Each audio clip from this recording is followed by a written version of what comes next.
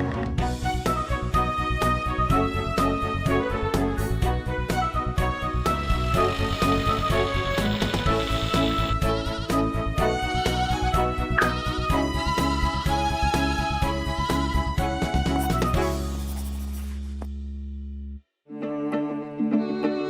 el programa de esta semana contaremos la historia de alguien que habitó el palacete que tengo a mi espalda. En la comarca de Vitigudino la conocían como la Bebé. Sus conductas, su forma de vivir, llamó la atención, tanto que hoy su recuerdo se ha convertido en una leyenda.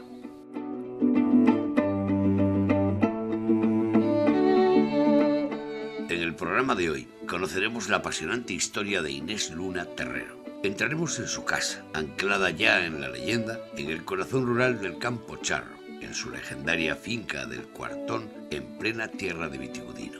La rehabilitación del palacete decimonónico por parte de la fundación que lleva su nombre impidió su ruina. Hoy, un moderno hotel rural devuelve el recuerdo de una mujer brava, interesante, atrevida, con una azarosa vida de amores, viajes, lujos y pasiones que tuvieron en la casa del Cuartón, el escenario en blanco y negro de una fantástica vida social en medio de la actividad agroganadera y el entorno social que hoy recordaremos con los testimonios de quienes la conocieron, paisanos de la aldea próxima de Traguntía.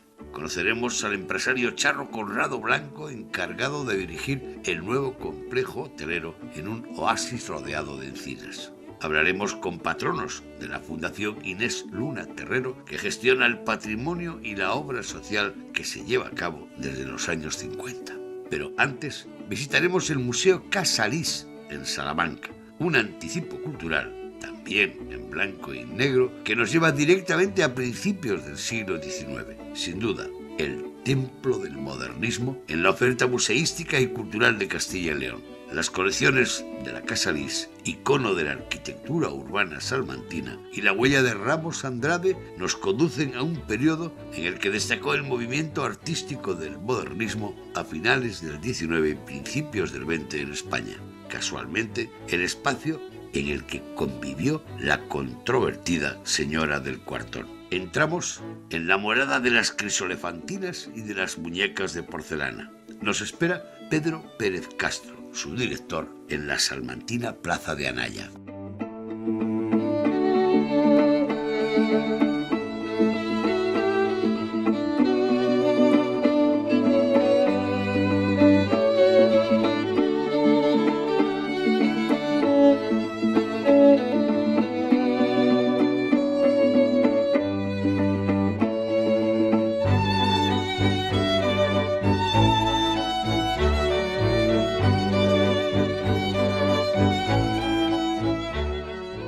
Pedro, ¿cuántos años ligado a la Casa Lis?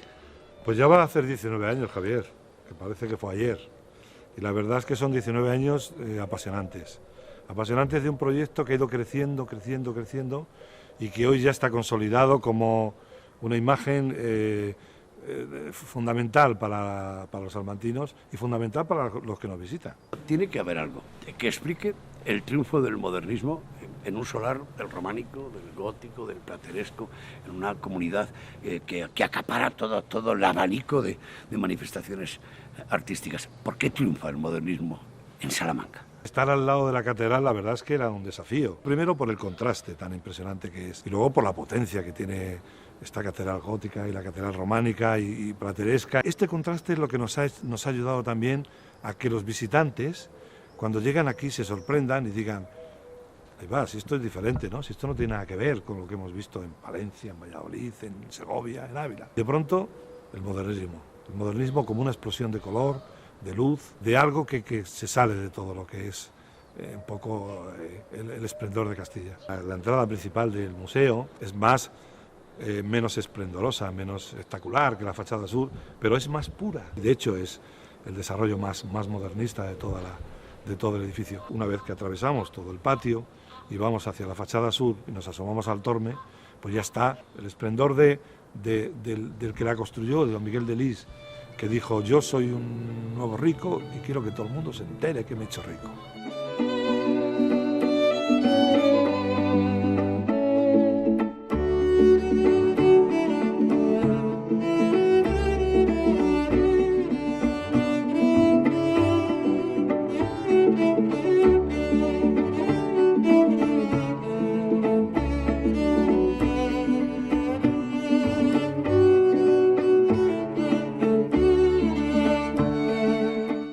sensación que estoy experimentando nada más entrar en este patio, con este colorido en la Casa Lis, es habitual. El visitante se sobrecoge cuando entra. Sí, primero hay un efecto sorpresa, porque no lo esperan. Y segundo, esa sorpresa se convierte en una expectación, que hace que sobre todo determinado tipo de visitantes, de un perfil de extranjeros, de centroeuropeos y de gente sobre todo mayor, pues se sobrecoja. Esta es una casa que se crea en 1905, cuando se termina, y es fruto de varias coincidencias. La primera, de alguien como don Miguel de Lis, que es el que la manda a construir. Él ve las casas que se están construyendo los nuevos ricos europeos, la nueva burguesía europea. Y cuando llega a Salamanca dice, yo quiero una casa como la que he visto en París, en Bruselas, Viena. Y tiene la suerte de que en ese momento en Salamanca acababa de llegar un arquitecto que había estado trabajando con Velázquez en el Retiro, Joaquín de Vargas.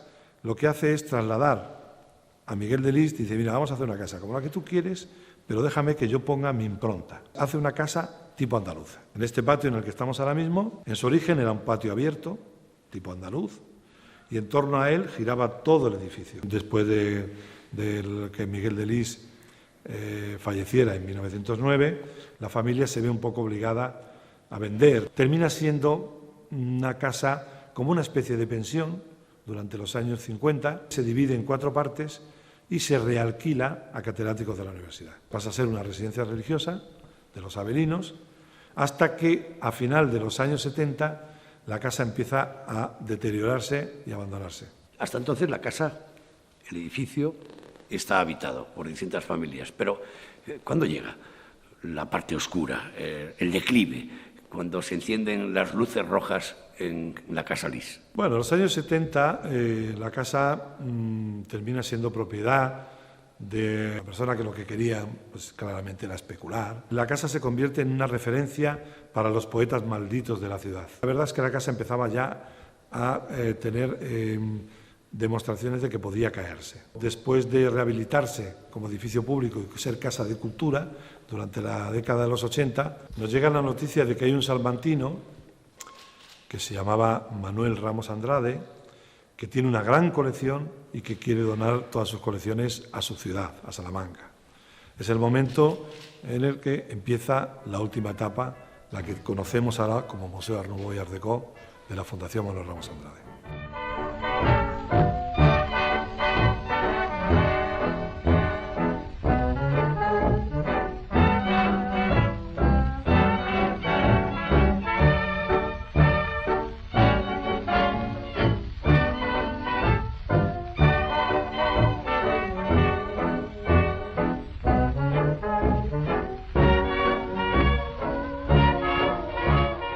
Pedro, ¿quién fue Manuel Ramos Andrade? Manuel es un personaje fundamental en la historia de esta casa. Era natural de un pueblo de Navasfrías y era de una familia muy humilde que tiene que emigrar. Decide aprender inglés, aprende rápidamente francés, trabaja en la compañía Wagon Liv y decide irse a Australia. Y en Australia comienza ya a ser el gran coleccionista que hemos conocido posteriormente. No es un gran conocedor del arte, es intuitivo. Es inteligencia natural. Lo que hace es dedicarse a un primer negocio en Melbourne que consiste en coger los muebles que la gente no quiere para arreglarlos y vendérselos a los estudiantes. Pero cuando empieza a ver los muebles que le van llegando, dice, este mueble es más interesante que este otro, y lo va apartando. Y cuando ha apartado una serie de muebles, dice, voy a hacer una tienda de antigüedades. Y ahí comienza toda su experiencia con el mundo de las antigüedades. Vuelve otra vez a Europa a recuperar a su madre y ya se queda en Europa. Y a partir de ahí comienza a abrir tiendas en Zúrich, en Ginebra, en Lisboa. Hay un momento dado que decide que quiere fijar su residencia en un país. Y entonces dice, vuelvo a España. Y en España no podía volver a otro sitio más que a Barcelona, porque era el lugar donde se entendía lo que él estaba creando. Él se estaba convirtiendo en un especialista en los movimientos Art Nouveau y Art Déco. Él no tiene descendencia, no tiene hijos, y decide que él quiere que sus colecciones terminen en su ciudad.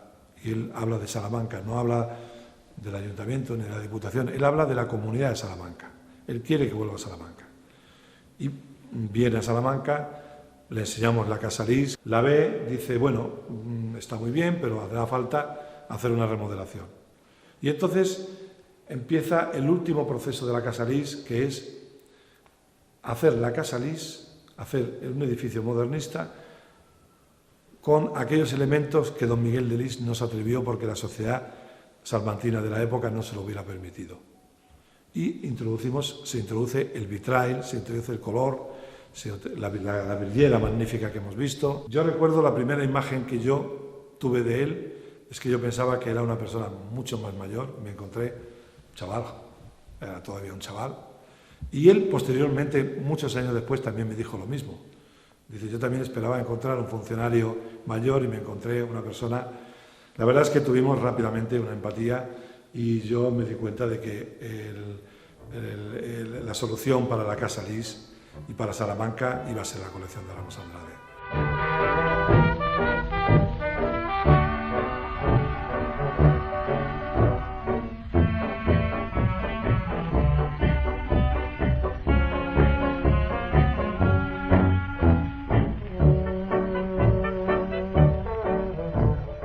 El Museo Casa Lis abre sus puertas en la oferta cultural de Salamanca y de Castilla y León, pero introduce dos términos nuevos, Art Deco y Art Nouveau. ¿Cómo digiere la sociedad esos conceptos que identifican el modernismo? Aunque el movimiento en España se denomina modernismo, nosotros preferimos utilizar la denominación Art Nouveau y Art Deco, que corresponden a la terminología más centroeuropea.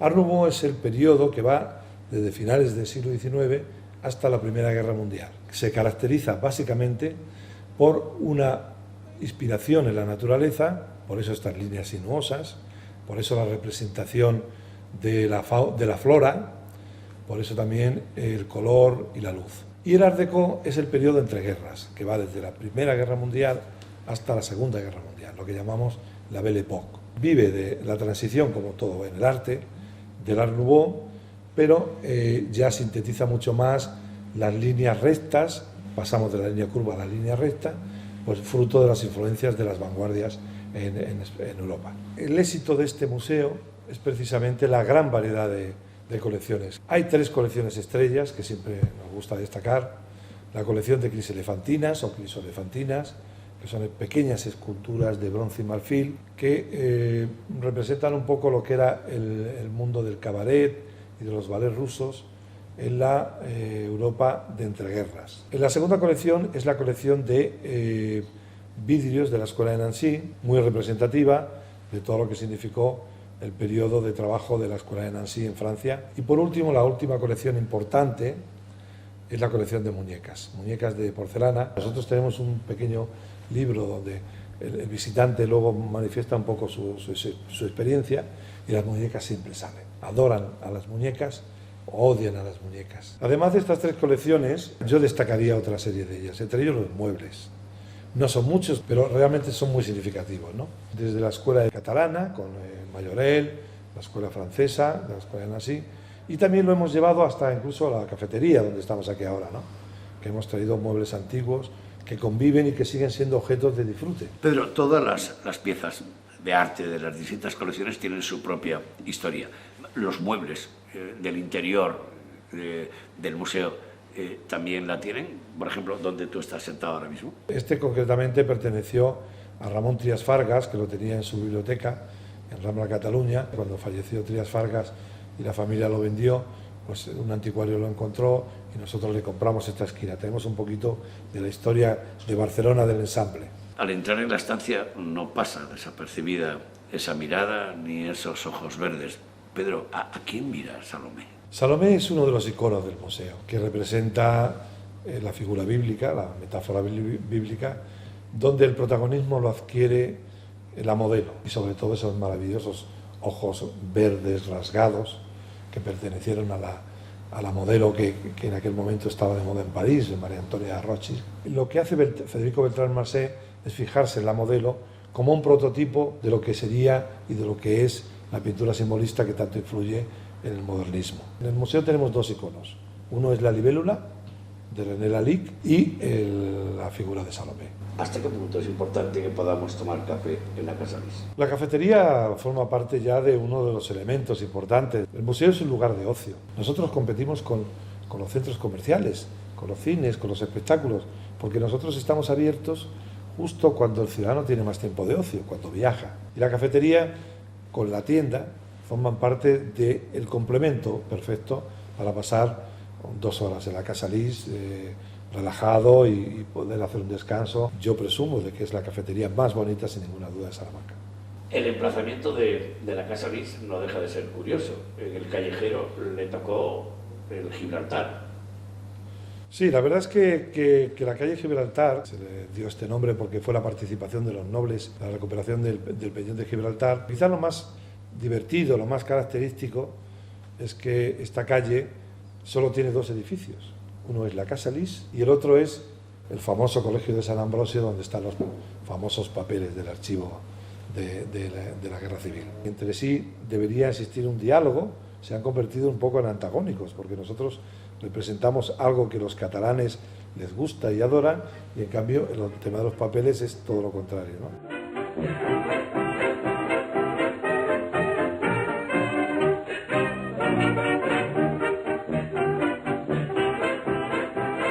Alejandra, para una periodista salmantina y serrana, trabajar en la Casa Lis, esto tiene que ser un sueño. Es el sueño de cualquier comunicador. Es una materia amable. Hace poco nos decían que el Museo de la Casa Lis está hecho con la materia de los sueños.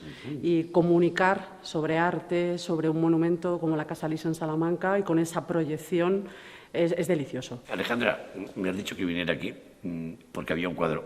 ¿Qué tiene de particular ese cuadro que está enfrente? Este es un cuadro muy peculiar. Dentro de las colecciones del museo parece que no encaja. Es un cuadro de una pintora salmantina, de Isabel Villar, y tiene un estilo naif que no corresponde con el resto de las colecciones ni de las piezas del museo, pero representa a la familia de don Miguel de Lis. Ella lo pintó sobre una postal original porque familiarmente estaba relacionada con la familia de Lis. Ha recorrido muchos lugares, muchas ferias, es propiedad del ayuntamiento y el año pasado nos lo cedieron para que fuera el lugar al que estaba destinado. Durante casi una década, un poquito más, el Museo de la Casa Lis era el museo con más visitantes de Castilla y León. Actualmente compartimos el liderato con otros museos, pero seguimos siendo uno de los principales museos de la región en cuanto a número de visitas. Actualmente visitan el museo más de 100.000 visitantes al año. Un 15-16% de los visitantes procede de Salamanca y el resto son turistas que proceden de otras comunidades autónomas y extranjeros. En los tiempos que corren los problemas llegan a todos, incluidos los envases culturales. En el caso del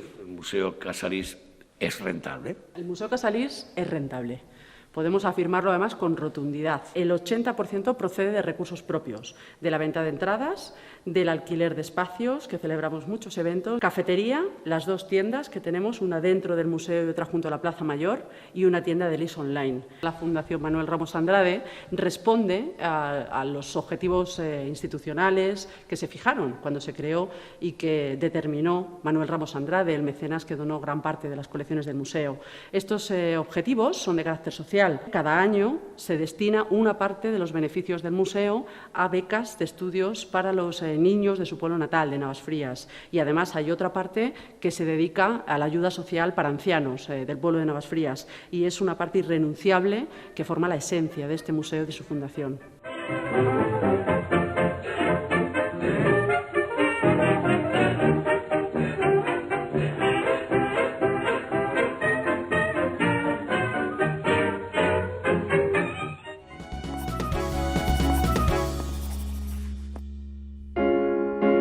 Ahora sí, nos dirigimos al cuartón de Doña Inés, en la tierra de Vitigudino. Seguimos un camino que nos conduce a una estampa del modernismo charro, protagonizado por una mujer, Inés Luna Terrero, que vivió una fantástica vida envuelta en lujo, que conoció el amor y el desamor y que encontró en el cuartón el lugar de residencia tras viajar por medio mundo. Este es el escenario donde vivió y se forjó la leyenda.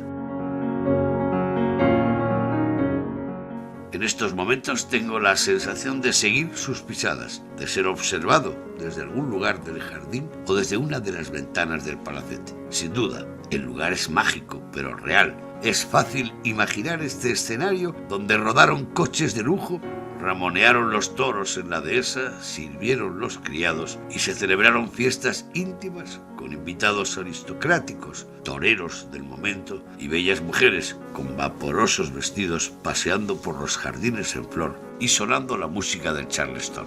Un mundo enfrentado a la realidad social de una sociedad rural deprimida, pobre y arrinconada, que convivió con el derroche en esta ínsula de la Belle Époque del oeste salmantino. Aún así, Inés Luna, la señora del cuartón, la rica heredera, dejó en la nostalgia un grato recuerdo en muchos que conocieron la generosidad de sus gestos.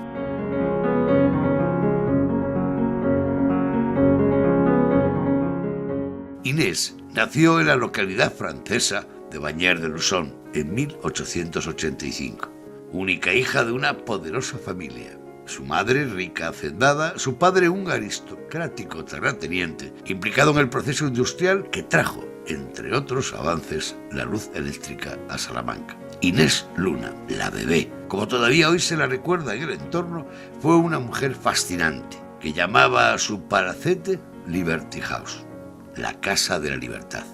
Algo que define rotundamente lo que transcurrió dentro y fuera de un edificio que no hace tanto fue fruto del abandono, el expolio y la ruina. Este escenario y su protagonista inspiró a cineastas como Basilio Martín Patino. Su huella, salpicada de un rico anecdotario, sigue viva gracias a la labor social desarrollada con su inmenso patrimonio a través de la fundación creada tras su fallecimiento en 1953. Cuentan que un malogrado amor de juventud le impidió casarse.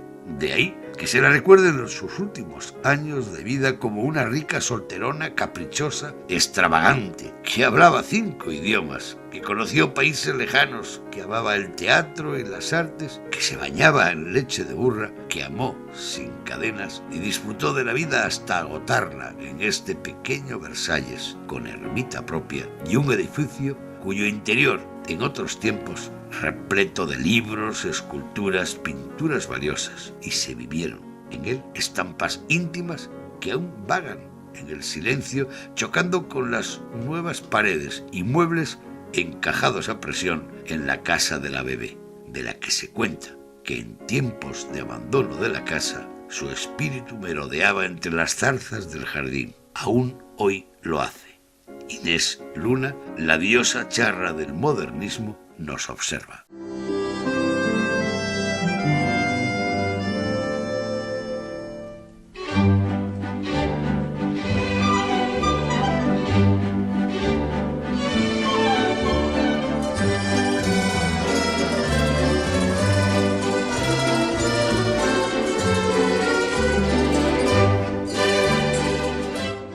Son los dos patronos de la fundación. Pues de la zona más cercana aquí al cuartón, sí. Dos, entre otros, claro. Nosotros dos los que, digamos, estamos vinculados a la comarca, ¿no? Vosotros sois hijos de este territorio. ¿Habíais oído hablar de la bebé, de Inés Luna, de este lugar del cuartón?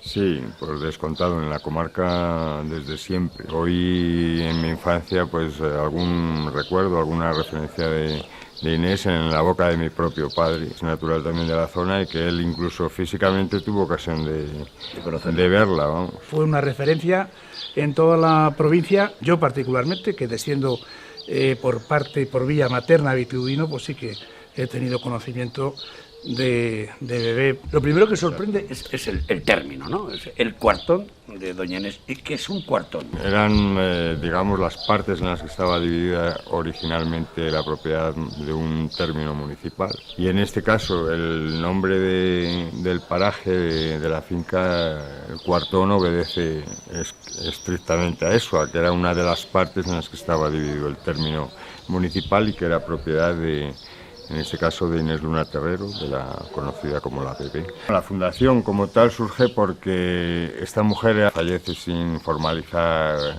testamento, que da lugar a que sea el propio Estado el que se haga cargo de sus propiedades. La administración a la sazón toma la decisión de crear una fundación, un patronato que gestione ese legado. Y de esa forma se crea lo que se llama la Fundación Inés Luna Terrero. Y desde los años 50 aquí, ¿cuál es la labor que desarrolla la Fundación? Bueno, la Fundación ha ido sucediéndose en distintas etapas hasta que en los últimos años todo su legado lo dedica a los beneficios que saca para crear becas para los estudiantes, principalmente de la zona de Vitigudino, y luego a posteriori se amplía a las dos universidades y a otros estudiantes también pues beneficios sociales para entidades, para organismos de la comarca. Yo creo que es una labor altruista extraordinaria la que está haciendo la Fundación y con unas cantidades importantes. Lo cierto es que, gracias a esa fortuna, ha habido una labor social, se han hecho muchas carreras universitarias y se ha dado salida a muchos jóvenes de la comarca.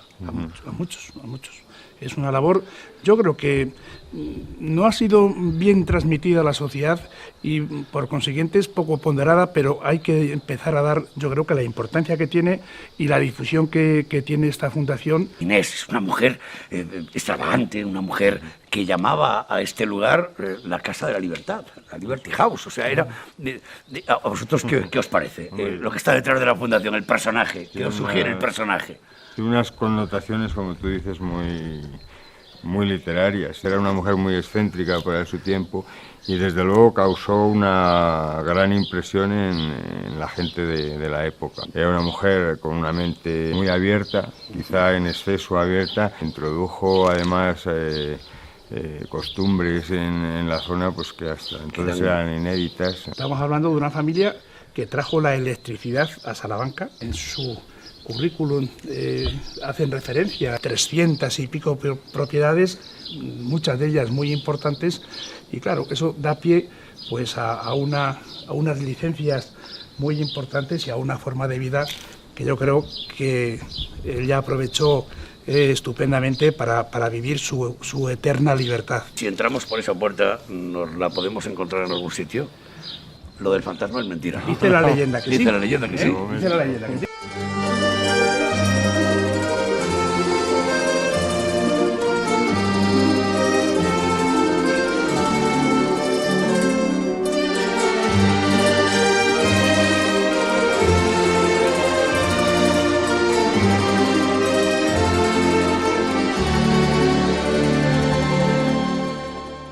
Julio, ¿qué tiene de especial esta ermita aneja al edificio del Palacete?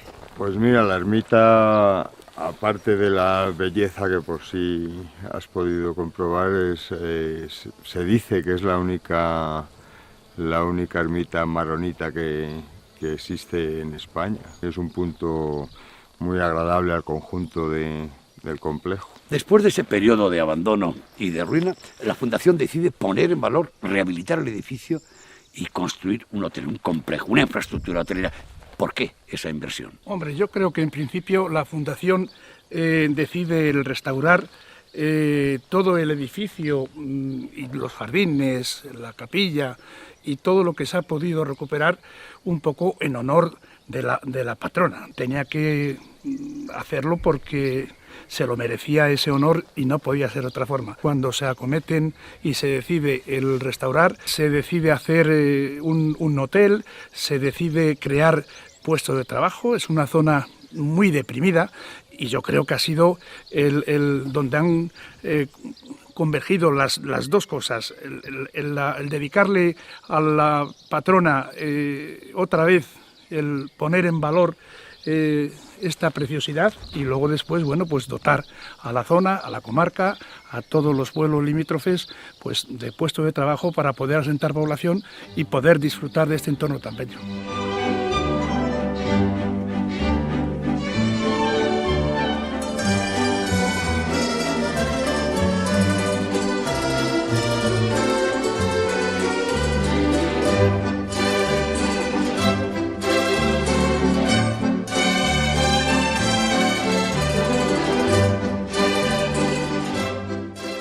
En primer lugar, muchísimas gracias a los cuatro por venir desde Tragontía, porque no debe quedar muy lejos. Y por cierto, ¿qué habéis sentido al entrar aquí después de tantos años y ver el cuartón de Doña Inés ya nuevo prácticamente? Al entrar aquí y ver todo este patio de otra manera, claro, no estaba como estaba aquí. Natividad, ¿qué recuerdos tiene de la bebé, que era como la conocíais en toda la comarca. Yo hablé muchísimas veces con ella, incluso alguna vez trabajé, que hacíamos aquí comedias con ella, teatro, veníamos aquí y ella nos preparaba el escenario y venían de los pueblos a celebrar la fiesta. Yo ya la conocí mayor, pero era una señora agradable, conversaba con todos, tenía unos salones y todo precioso. ¿Usted recuerda la piscina, los jardines, Sí. las fuentes? Sí, todo claro. Lo tenía muy arregladito y era un jardín pues precioso, con flores y muy bien. Remigio, tu padre era herrero y tú venías con él a esta finca. ¿Qué recuerdas tú de aquella época cuando veníais a trabajar aquí al Cuartón? Cuando hicimos la piscina, la esclera, una pajarera que había aquí, y habíamos todos los trabajos. Era una señora adelantada en su tiempo, porque conducía, cazaba, fumaba. ¿Qué trabajos hacía tu padre aquí? ¿Qué te tocó hacer? Hacíamos respaldos para de hierro, la piscina, errar los bueyes, muchas cosas. Cuando hoy has vuelto a entrar en el Cuartón, has visto el edificio, has visto ya rehabilitado, ¿qué es lo que primero te has acordado? Que está muy bien todo, pero que es completamente distinto a lo de antes. No se parece en los jardines nada, y la capilla también era pues distinta, y la casa. José Manuel, tú dices que no te acuerdas, que eras muy pequeño, pero ¿qué oías en tu casa, a tu familia, a tus padres, de doña Inés, la del Cuartón? Lo único que le oía a mi padre que decía, que mi hermana sería el tiempo tuyo. Sí, es quinto niña. Que le decía que esta niña tan rubita se la tengo que llevar yo. Pero siempre sabíais que el Cuartón era doña Inés, que Sí, era una hombre, señora que eso era sí, muy rica, que Inés era de un un palacete. matadero, que era muy rica y que andaba, la que dicen estos, conducía y andaba por allí de todos esos jaleos. Joaquín, los niños de Tramuntía y del entorno, ¿venís con frecuencia al Cuartón de doña Inés? Estuvimos dentro porque nos subía para arriba, para una habitación hasta que empezaban las obras a funcionar, la comedia o lo que fuera. ¿Qué recuerdos tienes de ella, físicamente? Pues físicamente, una señora alta, fuerte, iba con uno que tenían aquí que se llamaba Kiko, que era el que estuvo casi toda la vida con ellos también. ¿Qué era cara sucia? ¿Qué es lo que hacía con aquel toro? Pues que le daba de comer él ya de la mano, salía a la calle, si estaba para allí el toro, ella lo llamaba, venía, le daba de comer de la mano y creo que si se ponía cuidado con los codos encima de los cuernos, he oído decir y todo. Yo entré en la cocina, que era donde estaba una casa, una chimenea y bien, y después un hermoso salón con unas pieles muy bien preparado, con unos armarios, unos chineros, un salón, la vi varias veces ahí. Nos decía que había recorrido toda Europa y que daba gusto hablar con ella, claro. Era una señora muy inteligente y que sabía muy bien. Un poco rara quizás, porque venían a visitarla y si no tenía ganas no recibía visitas. Ella fallece, la casa se abandona y fue horrible. Pero ¿cómo lo vivisteis los de Tramontía? El que esta casa se deteriorase, se expoliaran los muebles, todo. En esa situación ya no veníamos a ver. Aparte que decían, no se puede entrar porque es un peligro, porque se puede caer. Así que la veíamos. Qué pena, es lo que decíamos. Cuando murió ella, lo subastaron todo, carros, todo lo que tenían, muebles, todo. Y las cosas buenas entre dos se las llevaron. Para los de Tramontía, el que ahora sea un hotel que vuelva a tener vida os gustará, ¿no? Claro. Le da vida a Tramontía porque ahora quedan 4 vecinos, pues nosotros 3 vivimos en Vitigudino. En Tramontía está ella y otros 4 o 5, no hay más que 5 o 6 casas.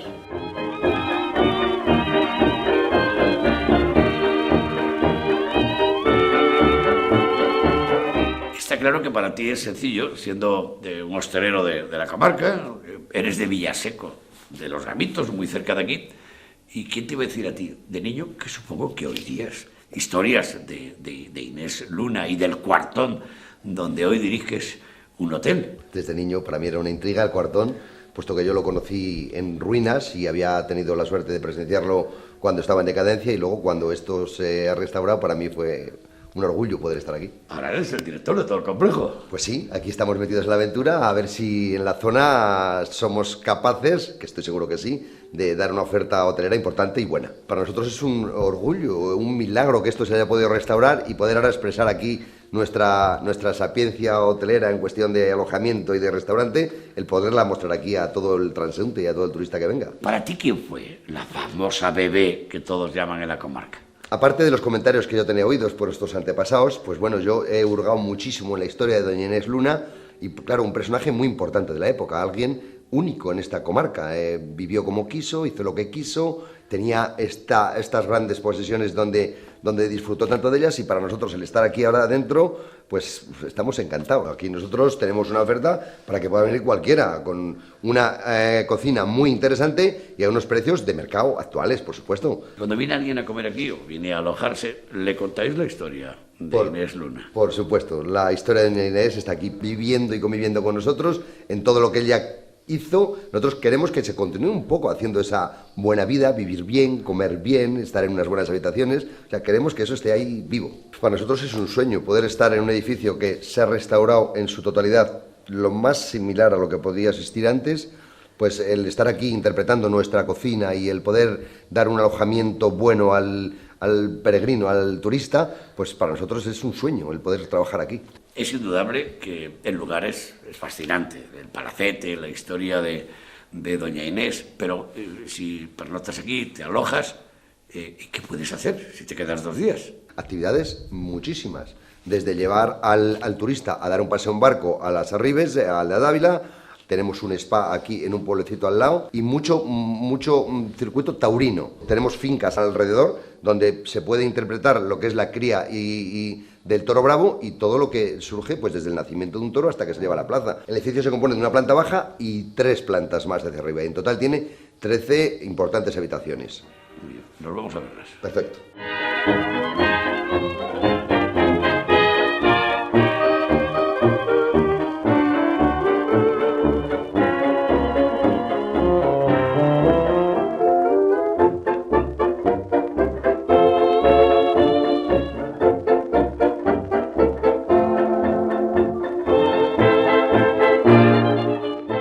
Conrado, desde Esta terraza, esta panorámica... la contemplaría muchas veces doña Inés, ¿no? Esta panorámica le encantaba. En los días claros, desde aquí se ve perfectamente la Sierra de Gredos y la Peña de Francia. Y ella aquí era un sitio de contemplar que le encantaba. Aunque estamos en plena dehesa, estamos a 7 kilómetros de Vitigudino. Y aquí tenemos distintas estancias donde tenemos una sala de juntas para reuniones de empresa, tenemos distintos comedores para grupos y luego un gran comedor para banquetes, puesto que es un sitio idílico. Es verdad que en las noches de luna llena, desde las ventanas, se la ve a ella pasear. El espíritu estoy seguro que existe. Y yo a veces tengo sensaciones de ver mover cosas que creo que es el espíritu de Inés, no tengo la menor duda. Nos dirigimos ahora a Traguntía. Nos espera Carlos, un joven carpintero que ha sido testigo de los últimos años del cuartón de doña Inés. Él conoce muy bien el desenlace de los últimos 20 años del cuartón de doña Inés.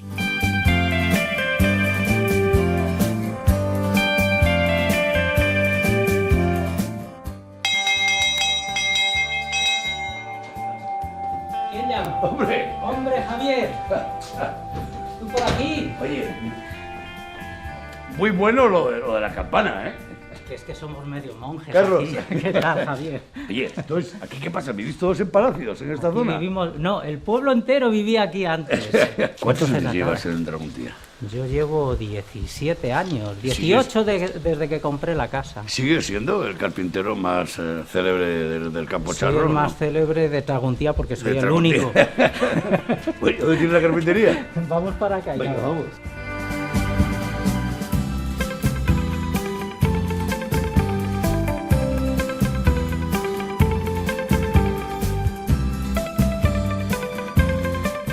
Bueno, Carlos, esta fue la opción de vida que elegiste, ¿no? Antes de sacar una matrícula a la universidad, decidiste venirte aquí. La carpintería en realidad la aprendí en Madrid, porque viví muchos años en Madrid. Y luego nos gustaba, a mi mujer y a mí, la vida de los pueblos y fuimos dando pasos de mayor a menor hasta llegar aquí. Me han dicho que has devuelto a la vida viejas maquilas y muchos molinos del entorno.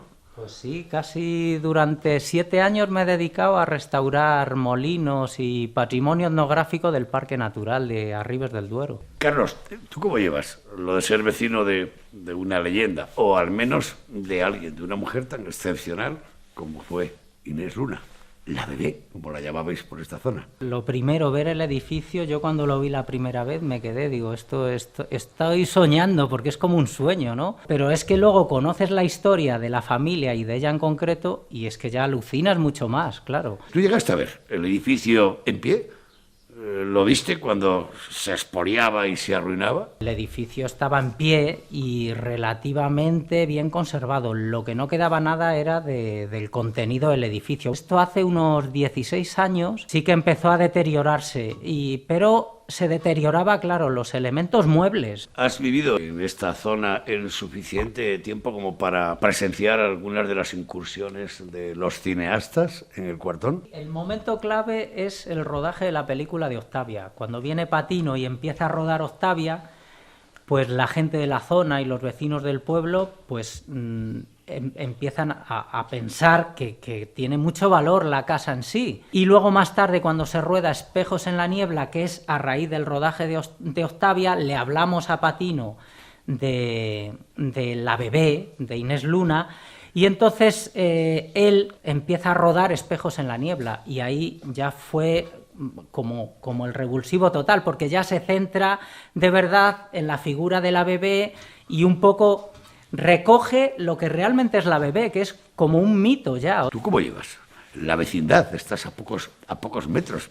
¿Qué has oído? ¿Qué cuentan de esta mujer? Desde luego, lo que no se puede negar es que era un personaje único y que tiene una personalidad tremenda y que entonces genera muchísimas historias. Por ejemplo, en Traguntía yo creo que la gente tiene una buena idea de ella. Con familias de aquí tenía un trato relativamente bueno, pero sin embargo con gente de pueblos de al lado como Cipérez o Peralejos, que eran más bien jornaleros de ella, pues no tienen la misma opinión, tuvieron muchos conflictos. Contaban que le habían intentado quemar la finca 2 o 3 veces, que entraban a cazar furtivos. ¿Era tan fantástica la vida que llevaba? Nos tenemos que retrotraer a la mentalidad de principios de siglo. Ver a una mujer que fuma en pipa, que lleva pulseras en los pies, conduce el de los primeros coches que hubo en la comarca, que viaja por todo el mundo, que tiene relación con muchas personalidades, con toreros, parece que con políticos también tuvo. Doña Inés